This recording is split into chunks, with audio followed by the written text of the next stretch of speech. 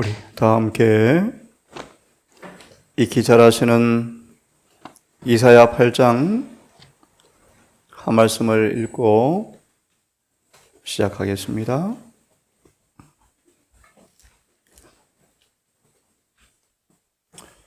이사야 8장 20절 22절을 다시 읽고 시작하겠습니다.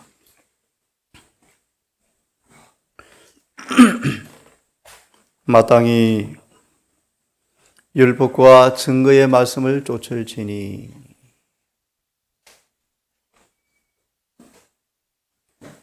이 말씀에 저는 엄청난 책임감과 부담감을 가지고 있습니다. 마땅히 율법과 증거의 말씀을 쫓을지니 우리가 말하고 행동하는 모든 것이 율법과 증거에 일치되는지 골로새 1장 15절처럼 완벽한 사진인 예수의 모범을 담는지 가끔 그런 도전을 받습니다. 진리만 말하시지 왜 다른 걸 말하십니까? 그럴 때 저는 고통을 느낍니다. 설교를 피하고 싶은 충동도 생기고요. 하지만 예수의 모범을 보면서 위로를 얻습니다. 오직 예수의 모범을 따를 뿐입니다.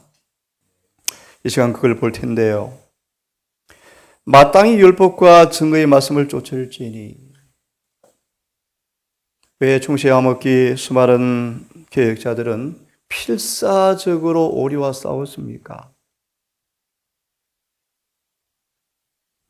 필사적으로 왜 싸워야 됐습니까? 영혼들의 멸망이 보이기 때문이었습니다. 맞아 있습니다. 그들의 말하는 바가 이 말씀에 맞지 아니하면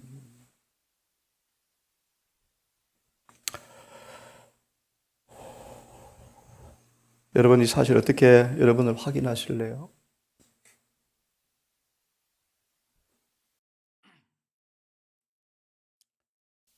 칭의는 현재, 미리, 지금 종말론적 심판의 죄를 무효시켜주는 것이다. 이런 말을 들을 수 있습니까, 여러분?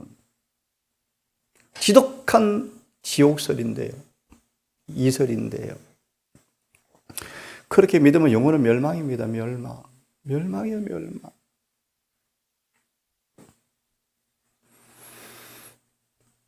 그들의 말하는 바가 율법과 증거에 일치하지 아니하면 정녕 아침빛을 보지 못하겠다. 그저 우리 목회자와 더불어 그런 얘기를 나누었죠. 살아있는 가운데 혀와 눈이 썩을 것입니다. 제가 그럴 수도 있어요. 제가 거짓말을 하면 혀가 썩을 거예요. 잘못 가르치면 눈이 썩을 거예요. 정말 무섭고 두려운 얘기입니다, 여러분. 좀 있습니다, 계속해서. 이 땅으로 헤매며 공고하며 추릴 것이라. 그가 추릴 때 번조하여 자기 왕, 자기 하나님을 저주할 것이며 위를 쳐다보거나 땅을 굽어보아도 환난과 흑암과 고통의 흑암뿐이니 그들이 심한 흑암 중에서 쫓겨 들어가리라. 느헤미야 9장을 보시면 유대 교회의 운명이기도 했습니다. 빛을 거절하여 사람의 유전과 전통을 따른 결과로 그들은 마지막 구절처럼 흑암 중으로 쫓겨 들어가리라. AD 70년 성태땡 이스라엘 백성들이 운명 지어진 백성으로 영원히 멸망을 당해버렸죠. 시대 소망 600페이지 마지막 문단을 읽으면서 이 아침부터 소망 66장 논쟁이란 제목을 함께 묵상해 보려고 합니다. 소망 600페이지 마지막 부분을 다시 읽고 잠시 꽤 오래 지났습니다. 그래서 모본에 관하여 꽤 많은 설교를 드렸고 이제 66장을 들어가는지라 잊어버렸을 것 같습니다. 600페이지 마지막 문단을 제가 읽습니다. 여러 가지 예정과 경고를 거듭하심으로 예수께서는 하나님의 아들을 거절하는 유대인들에게 어떤 결과가 이르리라는 것을 보여주셨다.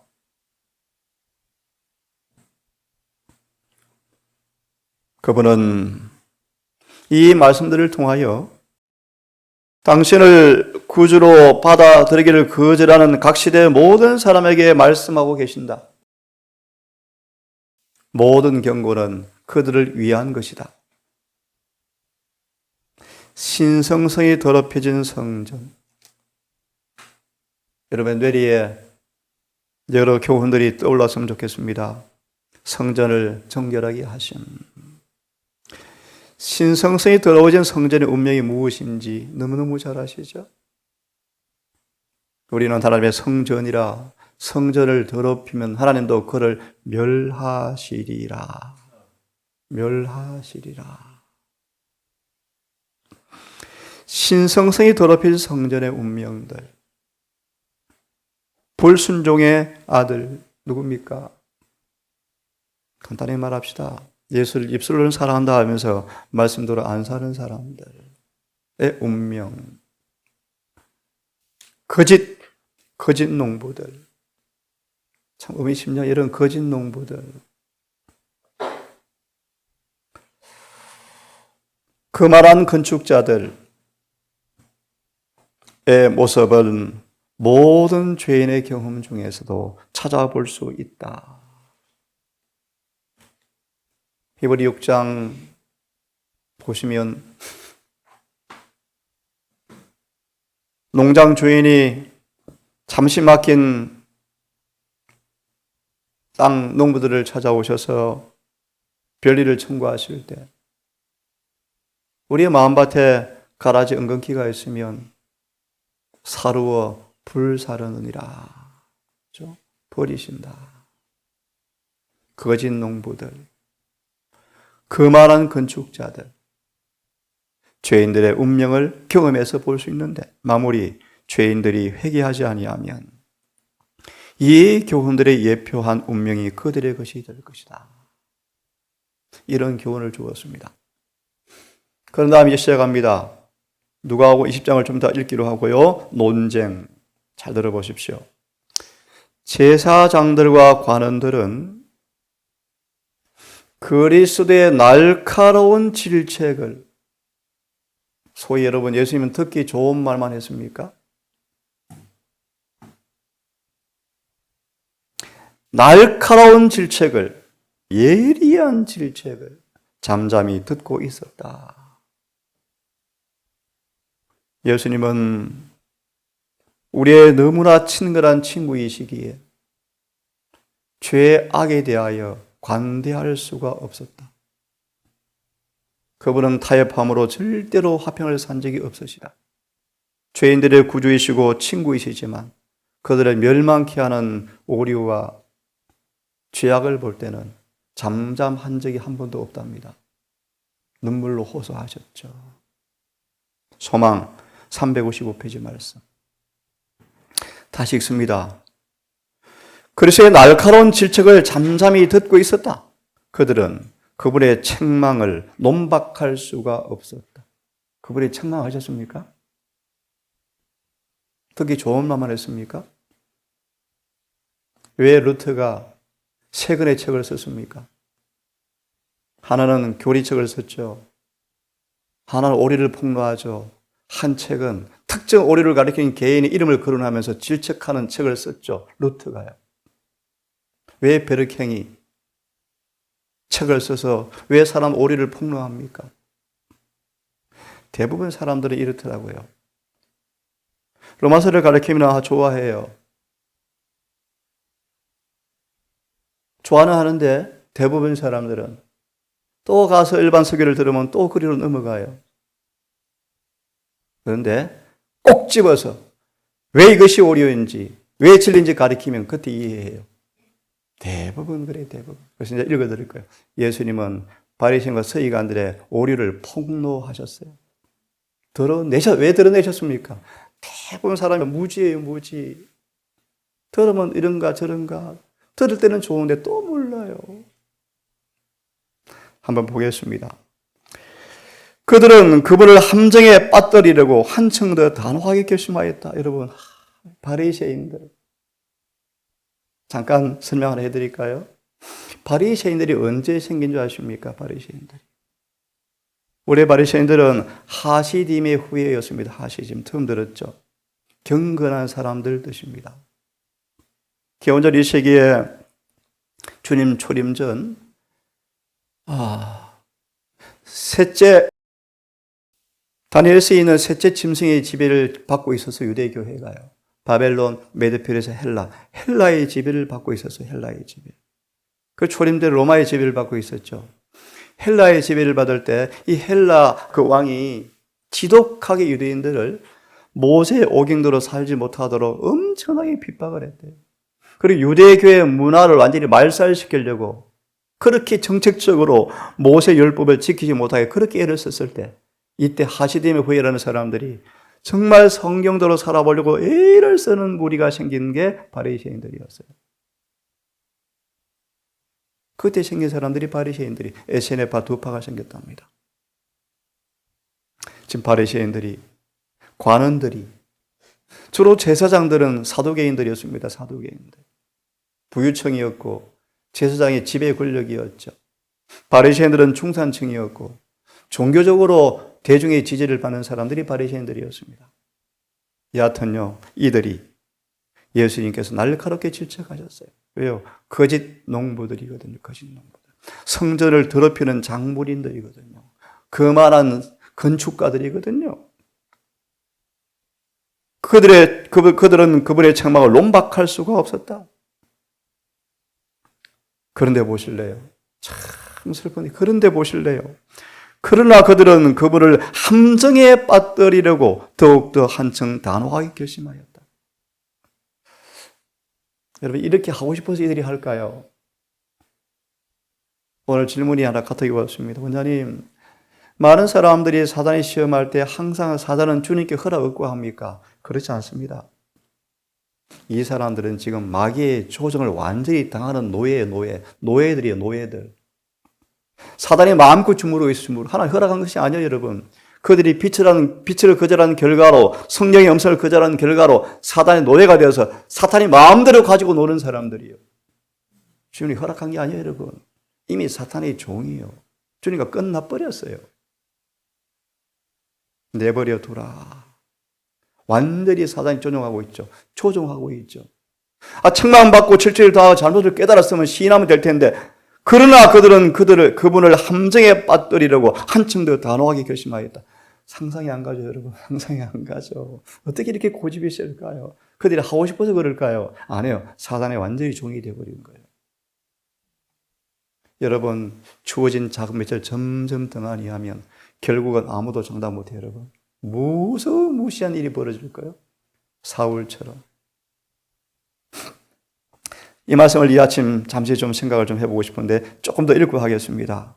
이런 목적으로 저희가 엿보다가 예수를 총독의 치리와 권세 아래 붙이려고, 쉽게 말하면요, 세상의 법을 어기게 해서 법정에 끌려가게 해보려고, 함정에 빠뜨리려고 정탐꾼들을 보내는데, 좀 들어보십시오. 정탐꾼들을 보내는데 그들은 스스로 의인인 체 하면서 예수의 말씀을 책잡게 하였다. 이 사단의 성격을 한번, 사단의 성질을 좀 보세요. 얼마나 더럽고 유치하고 괴사하고 비루하고 더러운지 보세요. 그 다음 보실래요? 이 제사장들은 예수께서 가끔 만나신 일이 있는 나이든 바리새인들을 보내지 않고, 얼굴을 알아차릴 것 같으니까, 그리스도께서 아시지 못하리라고 생각한 열심히 있는 젊은 바리새인들을 보냈다. 이런 생각 누가 넣어주었습니까? 사단이 넣어주었죠.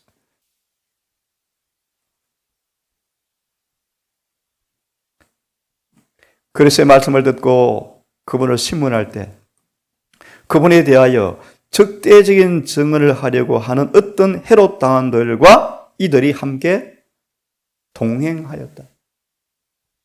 바리새인들과 헤롯 당원들은 서로 큰 원수였지만 그들이 이제 그리스도를 대적하는 일에 하나가 되었다. 계시록 17장 보는 것 같지 않습니까? 잠시 시리아서의 말씀을 함께 좀 보고 싶은 생각이 듭니다. 잠깐 여기를 좀 접어두시고 397페이지를 좀 펴십시오. 예수님의 모범을 좀 몇 구절을 좀 보고요. 제 자신을 변호하고 변명하려고 하는 것이 절대 아니고요. 오직 저는 예수님처럼 모범을 따라서 가르치고 싶고 진리를 드러내고 싶은 마음으로 하는데요. 이 말씀을 통하여 답을 얻으시고 설교에 대해서 기도해 주시기 바랍니다. 397페이지를 읽겠습니다. 398페이지를 바로 딱 보면 되겠네요. 우리 그 앞에부터 보면 좋겠네요. 397페이지.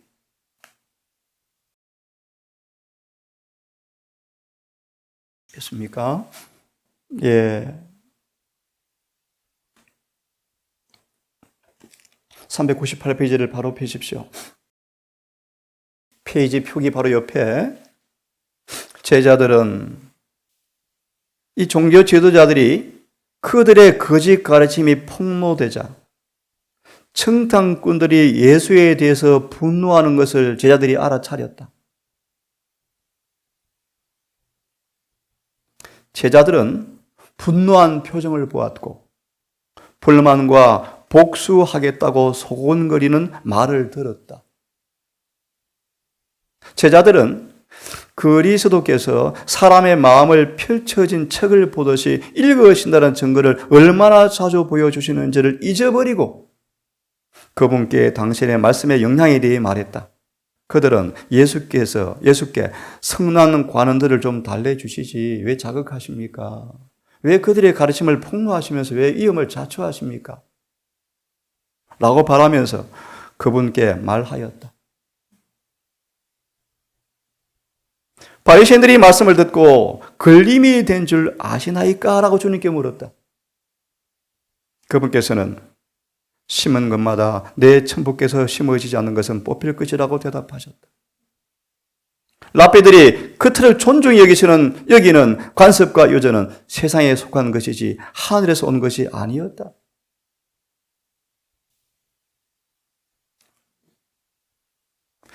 백성들에 대한 저희의 권위가 아무리 클지라도 그들은 하나님의 시험을 견뎌낼 수가 없었다. 아무리 장애 있다 할지라도, 아무리 높은 자리에 있다 할지라도 말씀의 검증에 견뎌낼 수가 그들은 거짓 농부들이죠.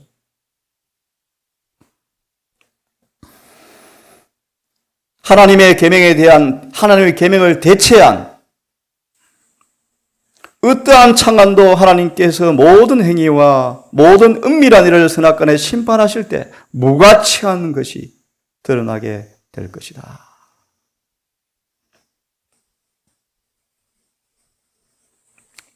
(467페이지를) 펴십시오. 467페이지. 시대의 소망 467페이지를 펴십시오.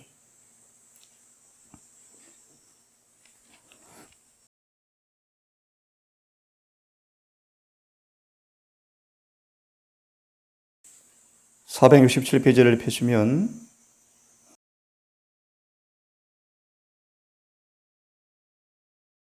다 읽으면 좋겠는데 시간이 없고요.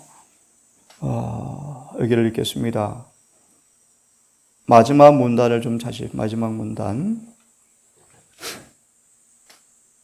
너희 중에 여기부터 보면 좋겠네요. 467페이지 바로 밑에 이 원칙은 찾았습니까? 이 원칙이 뭔가?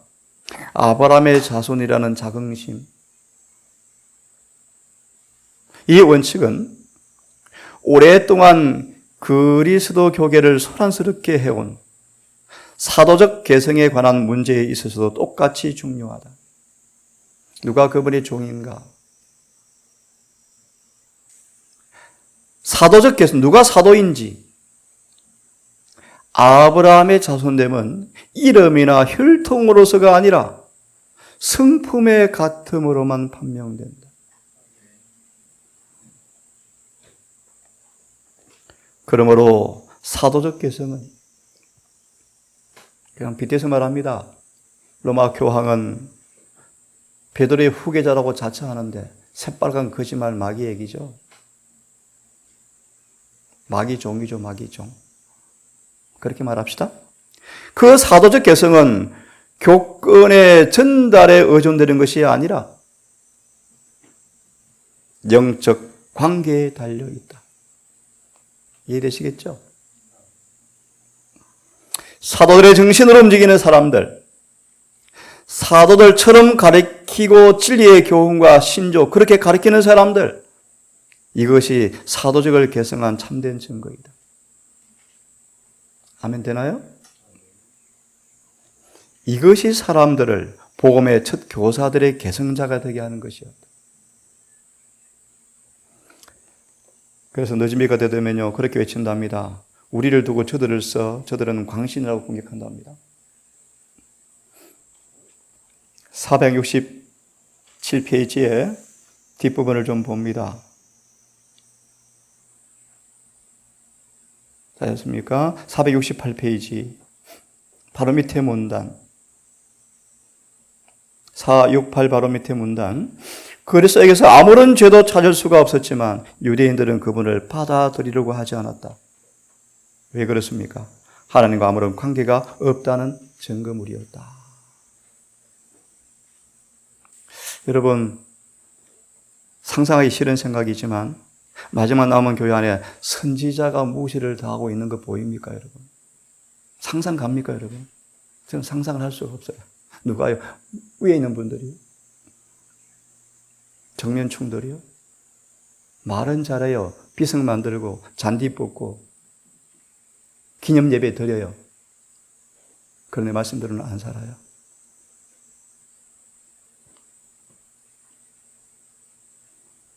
미국 LA 세크라멘토가 관광지입니다. 화이트분이 죽기 직전에 살았던 집이 관광 코스예요. 저는 일부러 거기 안 갔습니다. 의미 없는 것이기 때문에요. 말씀대로 살아야죠. 성지순례 가면 뭐합니까? 돈 낭비, 시간 낭비죠. 말씀대로 살아야죠. 살아야죠.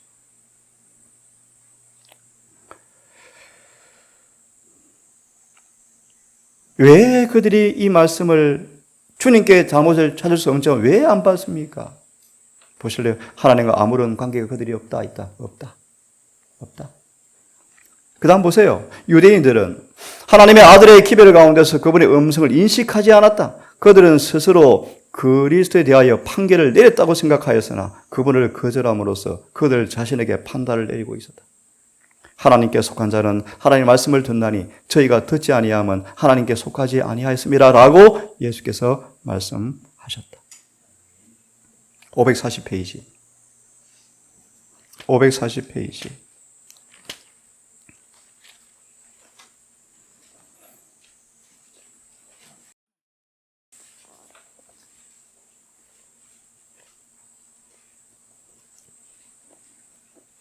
됐습니까?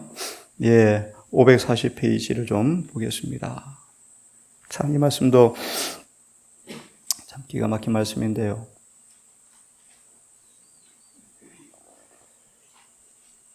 이 회의에서 쭉 넘어가십시오.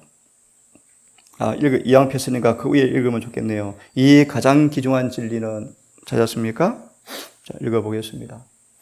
이 가장 귀중한 진리는 이게 뭔가? 한 사람이 모두를 위해서 죽는다라는 것이 여러 민족들의 문화 속에 생활 속에 다 이렇게 번져 있다는 그런 뜻인데요.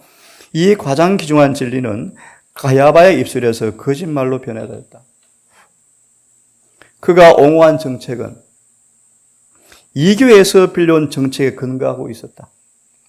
이방인 가운데서 한 사람이 인류를 위하여 죽게 되어 있다는 어렴풋한 의식이 마침내 사람을 희생제물로 바치도록 이끌었다.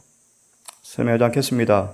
그래서 가야바는 예수님을 희생제물로 드려 죄를 계속해서 범할 수 있도록 죄 많은 민족을 죄악으로부터가 아니라 죄 가운데서 구원하자고 제의하였다. 기절 초풍을 둬도 아닙니까, 여러분? 넘어갑니다. 이 회의에서 그리스도의 원수들은 깊은 양심의 가책을 받았지만 성령께서 그들의 마음을 감명시켰다. 그러나 사탄도 그들을 지배하려고 노력하였다. 사단은 그들이 그리스도 때문에 고생당한 불평스러운 일들을 주목하도록 충동하였다. 그리스도는 그들의 의를 얼마나 적게 존중하셨는가. 그분은 하나님의 자녀가 되고자 하는 모든 사람들이 소유해야 할 훨씬 더 큰 의를 제시하셨다. 그분은 그들이 형식과 예식을 전혀 돌아보지 않고 죄인들에게 인자하신 아버지와 같은 하나님께 직접 나아가 저희 소원을 아뢰도록 격려하였다. 그들의 견해로 오는 예수께서 그와 같이 하심으로 제사장 제도를 제거하는 것이라고 생각하였다. 올라 말하면 목사를 인정하지 않네? 라고 생각하였다.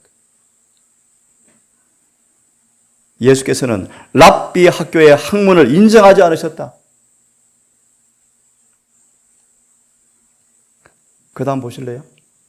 예수님은 랍비들의 백성들에 대한 영향력을 다시는 회복할 수 없을 정도로 손상시켜 주셨다.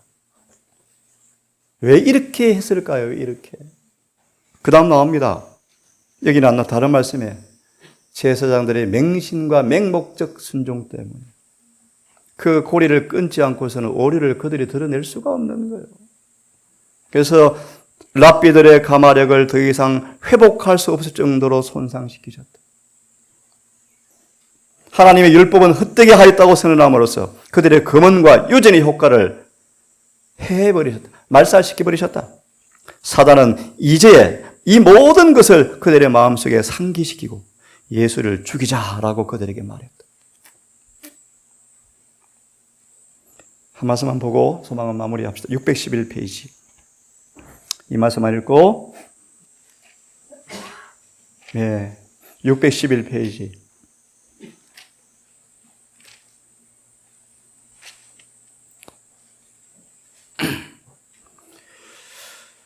(611) 612 됐습니까? 611편 마지막 문단만 읽고 마무리하겠습니다. 그리스도께서 말씀하신 비유의 목적은 관원들을 경고하는 것과 배우기를 좋아하는 백성들을 교훈하는 것이었다. 그러나 더욱더 분명히 말할 필요가 있었다. 왜 그런가 보세요. 유전에 대한 그들의 존경심과 타락한 제사장들에 대한 그들의 맹목적 신앙을 통하여 백성들은 노예가 되어 있었다. 이 사슬들을 그리스도께서 끊으셔야만 하였다. 제사장과 관원들과 바리새인들의 성격을 더욱더 충실히 폭로시켜셔야만 하였다. 저는 자격이 없지만 예수의 모범만 따르고 싶어요. 가끔 그런 아픔을 저한테 부담을 자꾸 줘요. 진리만 말하지 왜 자꾸 그러시냐고. 오리를 왜 드러내냐고요. 오리를 드러내 진리와 비교하지 않으니까 사람들이 못 알아들어요. 정말 못 알아들어요. 예수의 모범을 말씀을 드렸습니다. 이런 설교자들이 많이 드러나면 좋겠고요. 죄를 죄라고 정확하게 지적하고 오리를 들추고 진리를 드러내는 그런 종들이 많이 생기면 좋겠어요. 기도하십시다.